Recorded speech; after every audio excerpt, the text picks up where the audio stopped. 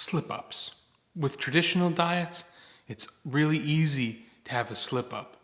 With intermittent fasting, it's a lot harder.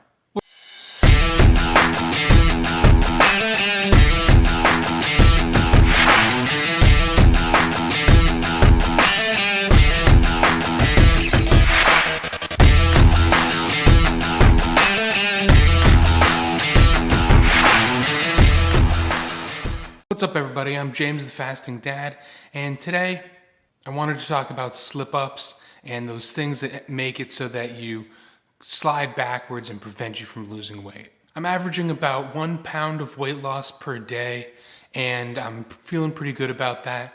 And that's following my 20/4 plan. Again, that's 20 hours of fasting and 4 hours of eating. A lot of people think that that's pretty extreme, but basically I just don't eat breakfast and I have a late lunch. That's the way I think about it. With a traditional diet, it's really easy to eat the wrong foods, or you're not exercising properly, or whatever. With fasting, it's really just eating at the wrong times and then a little bit the wrong foods for the breaking your fast. Today I broke my fast with a protein shake. Usually I eat a protein bar. It's really quite easy for me to stay on target with my break fast meal, because I know in about an hour later I'm going to eat a bigger meal and eat the things that I would rather be eating anyway. So I don't feel like I'm missing anything. With traditional diets, I've always felt like I'm missing something.